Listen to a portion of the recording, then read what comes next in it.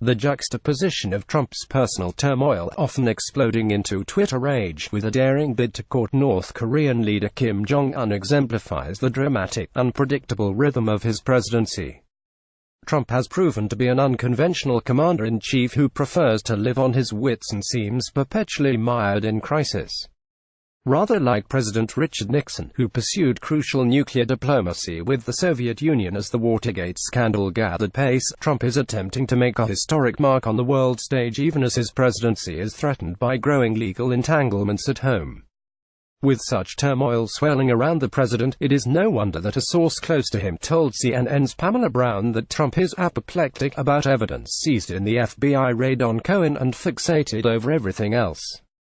The source says the president is concerned that prosecutors may know everything he told Cohen and about all the legal fixing that his lawyer did for him over a decade as a crucial cog in the Trump organization.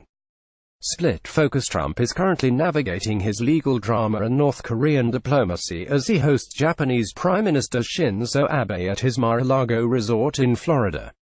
The split focus played out in a pair of pre-dawn tweets while most of America was still sleeping, a sketch years later about a non-existent man.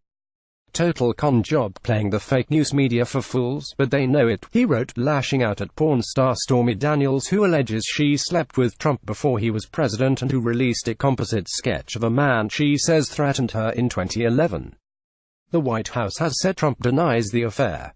A half-hour later, Trump dispatched a tweet on the stunning news that his CIA chief made a secret trip to North Korea to prepare his sit-down with Kim. Mike Pompeo met with Kim Jong-un in North Korea last week. Meeting went very smoothly and a good relationship was formed. Details of summit are being worked out now. Denuclearization will be a great thing for world, but also for North Korea. Trump, meanwhile, is under a prolonged assault from James Comey, who is condemning him as morally unfit for office on a book tour that is provoking a fierce counter-attack by the president. Trump is calling the fired FBI director a slimeball, a leaker and a liar.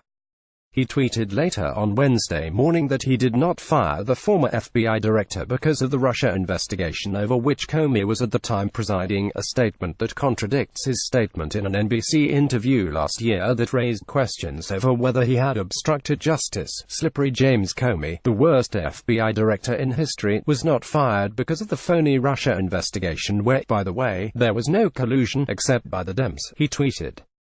Trump told NBC's Lester Holt last May that he was thinking of this Russia thing when he got rid of Comey.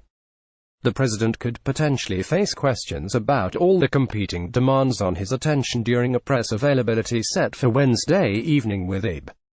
The media encounter will be the first formal opportunity for reporters to also cross-examine Trump about Friday's military strikes on Syria to punish an alleged chemical weapons attack by the Assad regime.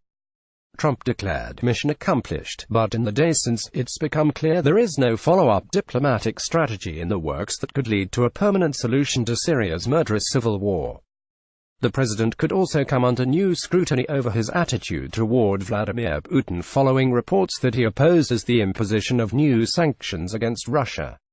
The summit is a key question, but the key question on Wednesday, when Trump will hold talks with Abe, and in the president's words, sneak out for a round of golf, is the run-up to Trump's summit with Kim. Asia policy analysts and U.S. allies are seeking pointers about the president's proposed approach with Kim, though there is no sign yet that the U.S. has gamed out the kind of multi-layered strategy that will be necessary. Trump is still talking in generalities about the summit. It will be taking place probably in early June or a little before that, assuming things go well. It's possible things won't go well and we won't have the meetings, and we'll just continue to go along this very strong path that we've taken, he said Tuesday. The president did drip out a couple of intriguing details, telling reporters that preparatory diplomacy was underway at extremely high levels with the North Koreans, a comment that sparked speculation that he had spoken personally to Kim but later was revealed to be a reference to Pompeo's trip. Trump also said there were 5 possible locations for the summit.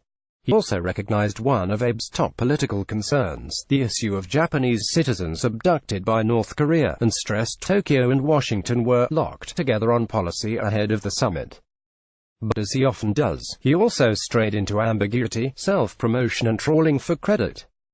The president said that South Korea had been very generous, but without us, and without me in particular, I guess you would have to say that they wouldn't be discussing anything, including the Olympics, would have been a failure. Then he offered a plug for his Mar-a-Lago resort, where the talks are taking place, in a way likely to perturb critics who accuse him of using his presidency as a platform to promote his businesses. Many of the world's great leaders request to come to Mar-a-Lago and Palm Beach. Many people want to be here. Many of the leaders want to be here.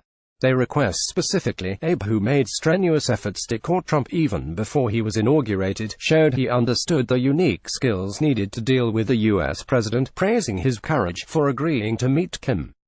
But Abe was blindsided by Trump's sudden decision to meet Kim, and Japan wants to make sure that its most crucial issues, including North Korean short and medium-range missiles that could strike its territory, do not get forgotten by the president. Abe, who is facing his own political scandals and dipping popularity back home, is also seeking some wiggle room from the White House on the Trump administration's proposed aluminum and steel tariffs following the White House decision to offer a waiver to European allies. CNN's Pamela Brown contributed to this report.